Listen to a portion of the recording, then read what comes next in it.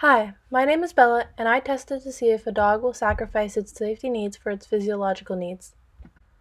According to Maslow's hierarchy of needs, physiological needs such as air, food, water, etc. must be satisfied before safety needs. However, this chart is a motivational theory in psychology consisting of a 5-tier model of human needs. I wanted to test to see if the same applied to animals. My hypothesis was that the dog will not sacrifice its safety needs for its physiological needs, despite how motivating the reward/treat is. The independent variable was the environment the treat was subjected to, such as the box or a loud noise. The dependent variable was if the dog got the treat or didn't, and how long it took them to get it. Now for my population sample. This is Mochi. She is a 1-year-old Samoyed puppy and is our first participant. She has only been in this world for years, so she is not used to everything in our world that may seem scary, but isn't.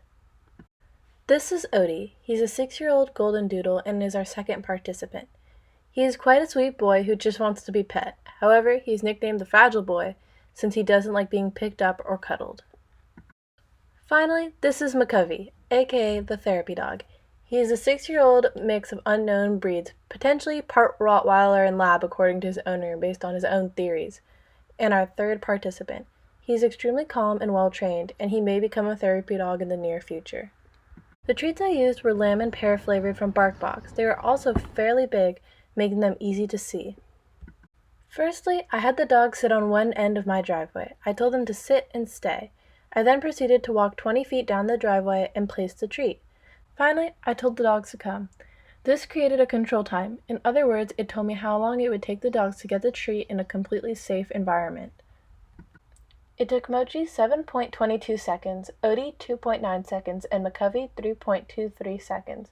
I had to point out the treat because to most dogs, when I say come, they come to me rather than a specific spot. Next, I placed the treat on the edge of a box as my first variable change. This is where things started getting interesting. I repeated the process of making the dog sit and stay, and then placed the treat in the box.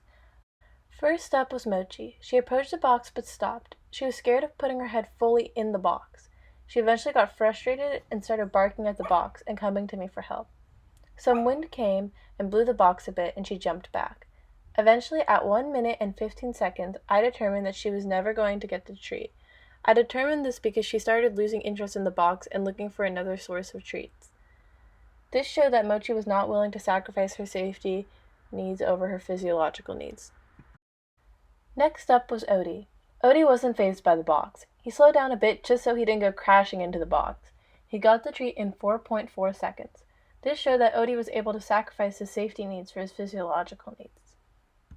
Finally, the last dog to go was McCovey. He was not fazed by the box either and went straight for the treat without any hesitation or fear. He got the treat in 4.18 seconds, which isn't much different from his control time, showing that he wasn't affected by the environment change. McCovey also remained in the box looking for more treats even after he got the first one. For my final test, I placed the treat next to a speaker that blasted a loud air horn sound. For the sake of your ears, I removed the sound. Mochi went first and was not fazed by the speaker. She got the treat in 8.33 seconds, which is hardly different from her control time. Odie was also not fazed by the speaker. He got the treat in 4.5 seconds.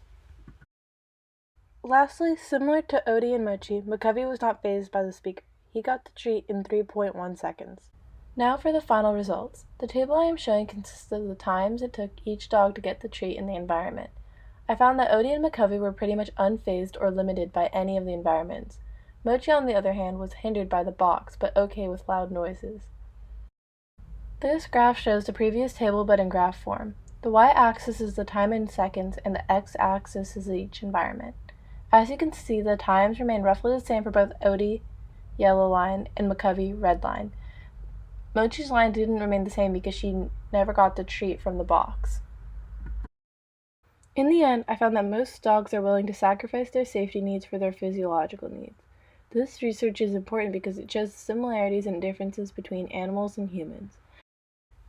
Many believe that humans are far different and more evolved than animals. However, this research shows both humans and animals have the same basic instincts. In future experiments, I would test many more dogs from a variety of backgrounds and ages. Mochi was the youngest and seemed to have a big issue with the box. and I want to see if other young dogs would have the same reaction. I would also test dogs in different environments that they may have issues with, such as water and rough terrain. Special thanks to my dog Mochi for participating, my brother for filming, and my neighbors Sophia, Odie, Arjun, and McCovey for lending their time.